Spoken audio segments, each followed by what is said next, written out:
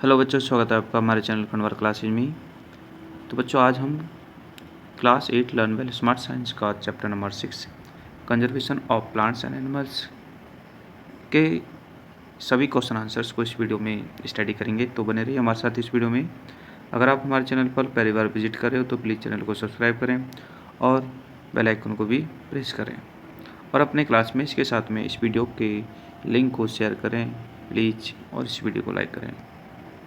इस बुक के हमने सारे चैप्टर्स के वीडियो आपको प्रोवाइड किए हैं। तो आपको अगर किसी भी चैप्टर्स का वीडियो देखना है तो नीचे डिस्क्रिप्शन में आप प्लेलिस्ट का लिंक दिया गया है, तो आप उस प्लेलिस्ट में सारे चैप्टर्स के वीडियोज देख सकते हो।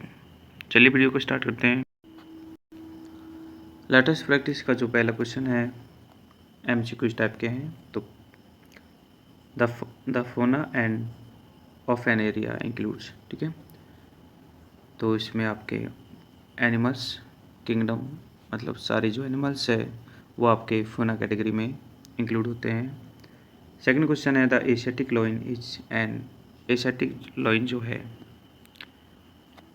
एक एंडेंजर्ड स्पीसीज भी है और एक एंडेमिक स्पीसीज भी है, ठीक है। एंडेमिक स्पीसीज इसलिए है क्योंकि एशियाटिक लॉइन जो होते हैं वो हमारे गिर जो कि गुजरात में वाइल्ड लाइफ सेंचुरी है, सॉरी नेशनल पार्क है, तो वो उसी में पाए जाते हैं। सो एशियाटिक लॉइन आर एंडेमिक। और एंडेंजर्ड स्पीसीज में भी ये काउंट होते हैं क्योंकि इनका जो नंबर है वो बहुत ही कम है। थर्ड क्वेश्चन है the organization that maintain the red data book. तो IUCN international union of conservation nature. Next question है the first national park in India is. India का जो पहला नेशनल पार्क है वो है Jim Corbett national park. Next question है for which of the following is the term biodiversity use to be describe their number and the variety of on the अर्थ। तो इसमें आए आपके ऑल ऑफ दीज। अगर देखना है second question fill in the blanks. The book list all endangered animals. तो उस बुक को हम बोलते हैं red data book. Species that have high chance of becoming endangered मतलब ऐसी स्पीसीज जिनके हाई चांस होते हैं कि वो एंडेंजर्ड कैटेगरी में आ सकते हैं, तो उन स्पीसीज को हम वल्नरेबल स्पीसीज कहते हैं। नेक्स्ट है द पैसिफिक सी हॉर्स, ठीक है। पैसिफिक जो सी हॉर्स है वो भी इसी कैटेगरी का एक स्पीसीज है। नेक्स्ट है an is protected area where only animals are protected, ठीक है। तो वो है आपका वाइल्ड लाइफ सेंचुरी जिसमें सिर्फ एनिमल्स को ही प्रोटेक्ट किया जाता है। आगे देख रहे हैं हम ट्रू फॉल्स क्वेश्चन। पहला क्वेश्चन है extinct animal are not seen on the earth any more. तो दिस इज ट्रू मतलब एक्सटिंक्ट में उन एनिमल्स को शामिल किया जाता है जो बिल्कुल भी इस अर्थ पर होते नहीं है क्योंकि वो ख़त्म हो चुके होते हैं। नेक्स्ट क्वेश्चन है a national park has a larger area than a biosphere. तो ये फॉल्स है बिकॉज बायोस्फीयर जो होता है अपने आप में बहुत बड़ी एरिया होता है, ठीक है। नेशनल पार्क तो बायोस्फीयर के कंपेरिजन में बहुत ही छोटा होता है। नेक्स्ट है deforestation helps to conserve soil. तो बिल्कुल फॉल्स है, डिफोरेस्टेशन सॉइल को कंजर्व करने में हेल्पफुल नहीं होता है। नेक्स्ट क्वेश्चन है the Asiatic lion is endemic to Gir forest in Gujarat. तो दिस इज ट्रू, अभी मैंने जस्ट आपको एक्सप्लेन किया है। नेक्स्ट क्वेश्चन है plant and animal life is unaffected by the deforestation. तो ये भी फॉल्स है बिकॉज प्लांट्स और एनिमल लाइफ जो होती है डिफोरेस्टेशन से इफेक्टेड होती है। नेक्स्ट है रिफॉरेस्टेशन कॉज ग्लोबल वार्मिंग। तो दिस इज बिल्कुल फॉल्स है ये, बिकॉज ऑफ डिफोरेस्टेशन से ग्लोबल वार्मिंग होता है, रिफॉरेस्टेशन से नहीं होता। इससे तो ग्लोबल वार्मिंग आपका जो है प्रिवेंट होता है। नेक्स्ट है एसरेशन रीजन बेस्ड क्वेश्चन। तो हम देख लेते हैं एसरेशन क्या है। डिफोरेस्टेशन कॉज ग्लोबल वार्मिंग, ये बिल्कुल स्टेटमेंट सही है। अब इसका रीज़न देख लेते हैं। The level of CO2 the level of CO मतलब कार्बन मोनोऑक्साइड को CO बोलते हैं, कार्बन डाइऑक्साइड को CO2 बोलते हैं। तो the level of CO increase during global warming. तो ये जो रीज़न है ये बिल्कुल फॉल्स है, क्योंकि ग्लोबल वार्मिंग के टाइम पे CO2 का लेवल इंक्रीज होता है, CO का नहीं होता। So answer is third, A is correct but R is incorrect. आगे देखते हैं केस बेस्ड स्टडी जो क्वेश्चन है। तो आपको ये जो पैराग्राफ दिया गया है ये आपको कंप्लीट एक तरह से रीड करना है और इस फिर आपको क्वेश्चन आंसर्स के देने हैं। A flightless bird that is extinct in the, तो दैट इज डोडो। डोडो एक फ्लैटलेस बर्ड होता है जो कि एक्सटिंक्ट कैटेगरी में आता है, मतलब ये डायनासोर की तरह ये भी ख़त्म हो चुका है। नेक्स्ट है the animal that destroyed the dodos vulnerable nest and competed for limited food resources are, ठीक है। मतलब उस एनिमल का नेम बताना है जो कि डिस्ट्रॉय करता है डोडो के एग्स को। तो वो है आपका एक डॉग और एक पिग, ठीक है। ये क्या करते थे, डोडो के जो एग्स होते थे उनको डिस्ट्रॉय कर देते थे, इसलिए जो डोडो है वो धीरे धीरे एक्सटेंट कैटेगरी में शामिल हो गई। नेक्स्ट है डोडो वाज एंडेमिक टू, ठीक है। डोडो जो होता है एंडेमिक था, लेकिन वो किस जगह का था, तो इसका आंसर है आपका मैचकैरिने आइलैंड, जो कि आगे हम देख रहे हैं वेरी शॉर्ट क्वेश्चन आंसर, जिनमें पहला क्वेश्चन है आपका name N extinct flat bird. तो अभी जस्ट हम इसके बारे में बात कर रहे थे, dodo. Dodo is an flightless bird. Give an example of threatened species, तो बंगाल टाइगर, ठीक है। बंगाल टाइगर जो है इस कैटेगरी में आता है। आगे देख रहे हैं third question, what is the term used for a group of population that is capable of interbreeding, ठीक है। मतलब जो इंटरब्रीडिंग के कैपेबल होते हैं तो वो आपका स्पीसीज आता है, स्पीसीज हम उसे कहते हैं। आगे है D question, name two protected areas, तो नेशनल पार्क है, वाइल्ड लाइफ सेंचुरी है, तो ये दोनों ही प्रोटेक्टेड एरियाज हैं, ठीक है। बायोस्फीयर रिजर्व भी हो सकता है। नेक्स्ट हम देख रहे हैं शॉर्ट टाइप के क्वेश्चन आंसर, जिनमें पहला क्वेश्चन है व्हाट इज ए बायोस्फीयर। तो इसका आंसर है ये वाला, a large protected area for the conservation of wild life, plant and animal resources and traditional life of tribals living in the area. Biosphere एक बहुत ही बड़ा एरिया होता है जिसमें आपके प्लांट्स और वाइल्ड लाइफ एनिमल्स तो शामिल होते ही हैं, साथ ही साथ ट्रेडिशनल लाइफ ऑफ ट्राइबल्स, मतलब ट्राइबल्स भी शामिल होते हैं। मतलब बायोस्फीयर अपने आप में इतना बड़ा एरिया होता है जिसमें कि आपके नेशनल पार्क भी शामिल हो सकते हैं या फिर वाइल्ड लाइफ सेंचुरी हो सकती है, ठीक है। नेक्स्ट क्वेश्चन है आपका सेकेंड, डिफाइन माइग्रेशन को डिफाइन करना है। तो ये आपका आंसर है the seasonal mass movement of animal from one place to another. मतलब सेशनल मास मूवमेंट जो होता है एनिमल का सीजन वाइज एक प्लेस से दूसरी जगह पर, ठीक है। अब ये मूवमेंट क्यों होता है, to escape from extreme cold due to the shortage of food, या तो एस्केप फ्रॉम एक्सट्रीम कोल्ड यानी कि कोल्ड रीजन में रहने वाले जो एनिमल्स हैं, ठीक है, तो वो समर के आते ही एक तरह से नेक्स्ट कोई भी जो प्लेस होता है तो वहाँ पर कोल्ड रीजन में चले जाते हैं अपने आप को सर्वाइव करने के लिए, या फिर फूड की शॉर्टेज हो जाती है तो भी माइग्रेशन हो जाता है, या फिर ब्रीडिंग के लिए भी माइग्रेशन करते हैं। तो मतलब माइग्रेट करने के जो पर्पज़ हैं वो डिफरेंट हो सकते हैं। नेक्स्ट क्वेश्चन नंबर आपका थर्ड है, what is the aim of forest conservation act. Forest conservation act का जो एम होता है, मतलब मकसद क्या है, ठीक है। तो इसका आंसर है आपका ये वाला, the main aim of this act is to preserve and conserve forest. मतलब इनका जो इन रूल्स का एक्ट का सबसे मेन जो एम होता है वो होता है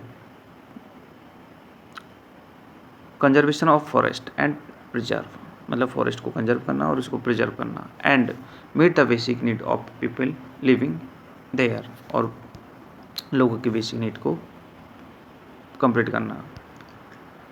नेक्स्ट देखते हैं डी वाला question, what is the red data book. Red data book क्या है, तो रेड डाटा बुक एक बुक होती है जिसमें कंटेन होता है record of endangered species of plants and animals, ठीक है। तो उनका सारा रिकॉर्ड्स इसमें होता है। नेक्स्ट हम देख रहे हैं लॉन्ग टाइप के क्वेश्चन आंसर, तो जिनमें पहला हमारा क्वेश्चन है distinguish between the vulnerable and threatened species. ठीक है, वल्नरेबल स्पीशीज जो हैं तो ये आपका यहाँ से L1 का आंसर है लॉन्ग फर्स्ट का। Some species of plants and animals that is not currently endangered, मतलब ऐसी स्पीशीज जो कि फिलहाल एंडेंजर्ड कैटेगरी में नहीं आती है बट उनके हाई चांसेस होते हैं टू बिकमिंग एंडेंजर्ड। ठीक है, तो ऐसी स्पीशीज को हम बोलते हैं वल्नरेबल स्पीशीज। तो इसमें आपके एग्जांपल्स हैं सांवर और स्पॉटेड डियर, लियोपार्ड। ठीक है, नेक्स्ट जो कैटेगरी होती है वो है थ्रेटेंड स्पीशीज। तो इसमें आपके एंडेंजर्ड, वल्नरेबल और रेयर स्पीशीज, ठीक है, इन सबको मिला के हम थ्रेटेंड स्पीशीज कह सकते हैं, मतलब ये सारी स्पीशीज। ठीक है, इसमें आपके एग्जांपल है बंगाल टाइगर, सी टर्टाइल। ठीक है, तो ये कुछ एग्जांपल्स हैं थ्रेटेंड स्पीशीज के। नेक्स्ट आपका जो सेकंड क्वेश्चन है वो है आपका what are protected areas. Protected areas क्या हैं, एक्सप्लेन करना है various type of this areas, मतलब प्रोटेक्टेड एरियाज क्या हैं और इनको एक्सप्लेन करना है। तो प्रोटेक्टेड एरियाज हमारे पास 3 होते हैं। एक तो है पहली बात तो ये कि प्रोटेक्टेड एरियाज है क्या। ठीक है, तो देखो इसका आंसर है to protect flora and fauna their habitat, मतलब प्लांट्स और एनिमल्स को प्रोटेक्ट करना और उनके हैबिटेट को प्रोटेक्ट करने के लिए government of India has created some protected areas, मतलब इंडियन गवर्नमेंट ने कुछ प्रोटेक्टेड एरियाज को बनाया है और उनमें शामिल है आपके national park, wild life sanctuary and biosphere reserve. तो हम देख लेते हैं 1 बाय 1 सबका थोड़ा थोड़ा आंसर। तो सबसे पहले हम देखते हैं नेशनल पार्क। ठीक है, नेशनल पार्क जो होते हैं वो प्रोटेक्टेड एरियाज होते हैं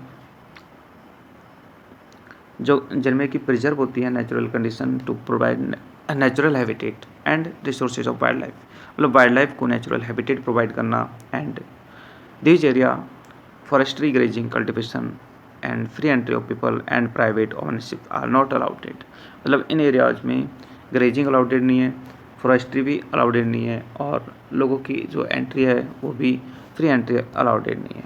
ठीक है, वैसे तो है एंट्री अलाउडेड बट ऐसा नहीं है कि कोई भी जा सकता है, फ्री एंट्री अलाउड नहीं है। नेक्स्ट है वाइल्ड लाइफ सेंचुरी। तो वाइल्ड लाइफ सेंचुरी एक ऐसा एरिया होता है जहाँ पर सिर्फ एनिमल्स को प्रोटेक्ट किया जाता है एनी डिस्टर्बेंस से, मतलब उन्हें कोई भी डिस्टर्बेंस ना हो तो उससे एनिमल्स को प्रोटेक्ट किया जाता है। और वाइल्ड लाइफ सेंचुरी में कैप्चरिंग, किलिंग ऑफ एनिमल्स, ठीक है, वो स्ट्रिक्टली प्रोहिबिटेड होती है। नेक्स्ट कैटेगरी आपकी बायोस्फीयर रिजर्व। तो बायोस्फीयर रिजर्व जो होता है अपने आप में बहुत लार्ज एरिया होता है। ठीक है, जिसमें कि आपके वाइल्ड लाइफ एनिमल्स और प्लांट्स दोनों ही शामिल होते हैं और साथ ही साथ ट्राइबल्स, मतलब जो आदिवासी लोग हैं वो भी शामिल होते हैं। मतलब बायोस्फीयर इतना बड़ा एरिया होता है जिसमें कि आप के नेशनल पार्क भी हो सकते हैं और वाइल्ड लाइफ सेंचुरी भी हो सकती है। ठीक है, बहुत बड़ा एरिया होता है। आगे देखते हैं third question, what are impact of deforestations on the environment, मतलब डिफॉरेस्टेशंस के एनवायरनमेंट पर क्या इम्पैक्ट है। Deforestation has following impact on the environment. पहला है कि deforestation affect balance in nature, मतलब डिफॉरेस्टेशन से नेचर का जो बैलेंस होता है वो अफेक्ट होता है। सेकंड है it leads to be global warming, deforestation से ग्लोबल वार्मिंग कॉज होता है। नेक्स्ट है it disturb the water cycle which ultimately lead to be drought, मतलब ये वाटर साइकिल को डिस्टर्ब करता है जिससे सूखा होने की संभावना होती है। नेक्स्ट है इट कॉजेज डेजर्टिफिकेशन, मतलब डिफॉरेस्टेशन से डेजर्टिफिकेशन कॉज होता है। नेक्स्ट है इट रिड्यूज वाटर टेबल, मतलब जो हमारा अंडरग्राउंड वाटर टेबल है वो भी रिड्यूज होता है। And it leads to be habitat loss, इससे एनिमल्स का हैबिटेट भी लॉस होता है। नेक्स्ट क्वेश्चन है हमारा D, differentiate between the deforestation and the reforestation. ठीक है, डी वाला जो क्वेश्चन है इसका आंसर हम डिफॉरेस्टेशन मीन्स होता है the cutting down of forest on the large scale, ठीक है, and using that land for the other purpose, मतलब फॉरेस्ट को लार्ज स्केल पर कट करना और उस लैंड को अदर पर्पज के लिए यूज करना। ठीक है, इस प्रोसेस को डिफॉरेस्टेशन कहते हैं। It lead to be global warming, floods, drought, soil erosion and its, ठीक है। और जबकि आपका जो रिफॉरेस्टेशन होता है वो डिफॉरेस्टेशन का जस्ट अपोजिट होता है। रिफॉरेस्टेशन मीन्स होता है द प्लांटिंग ऑफ ट्रीज, ठीक है, where forest have been destroyed is called reforestation. मतलब जहाँ पर फॉरेस्ट को डिस्ट्रॉयड किया गया है उसी जगह पर न्यू प्लांटिंग करना एक तरह से रिफॉरेस्टेशन होता है। And natural reforestation take place if the disturbed forest area is left undisturbed. मतलब कि डिस्टर्ब्ड यानी कि डिस्ट्रॉयड जो फॉरेस्ट एरिया है, ठीक है, जिसको कि हमने कट किया है, अगर हम उसको नेचुरली कुछ दिनों के लिए ऐसे ही अनडिस्टर्ब्ड कंडीशन में छोड़ देते हैं तो नेचुरली रिफॉरेस्टेशन हो जाता है। लॉन्ग टाइप के जो क्वेश्चन आंसर हैं उनके बाद हम देखते हैं हाई ऑर्डर थिंकिंग के क्वेश्चंस, जिनमें पहला क्वेश्चन है you must have seen animals in zoo if there any difference in life of animals in a zoo और नेशनल पार्क। तो बिल्कुल जू और नेशनल पार्क में जो लाइफ जो होती है एनिमल्स की बिल्कुल डिफरेंट होती है। Which habitat according to you will an animal prefer. मतलब एनिमल जो है कौन सी हैबिटेट जो है एक तरह से प्रेफर करता है। तो इसका आंसर देखते हैं।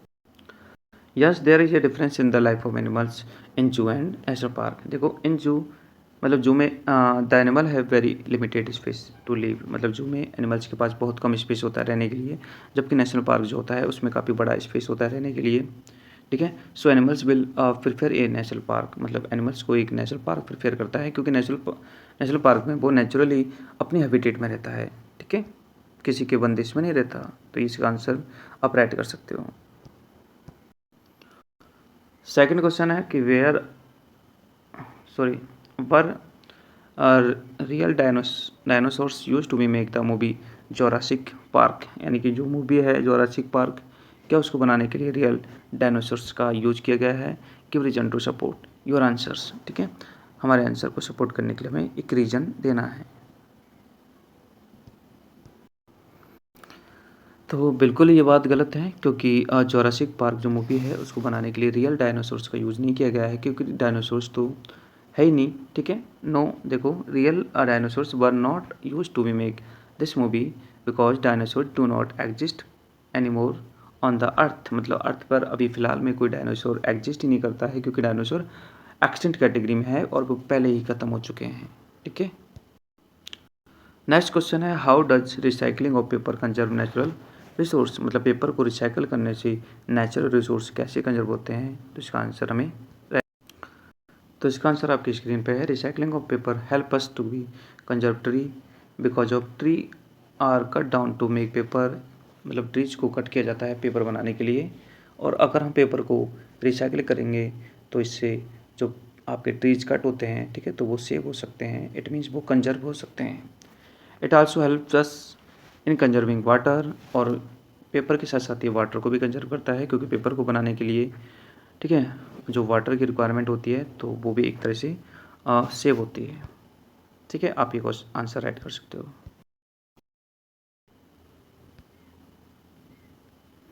आगे हम देख रहे हैं वैल्यू बेस्ड क्वेश्चंस। तो उनमें पहला क्वेश्चन है mister Sharma ensure that all newspaper in her house are collected in cartoon. Mister Sharma ने देखा कि जितने न्यूज़पेपर हैं वो कार्टून में कलेक्टेड हैं। Her son often make fun to be of this habit of his mother. Why do you think this collect newspaper what values does mister Sharma exhibited. मतलब जो मिस्टर शर्मा है इन पेपर्स को कलेक्ट करके रखते थे, तो हमें बताना है कि ऐसा क्यों है। मतलब ठीक है मिस्टर शर्मा।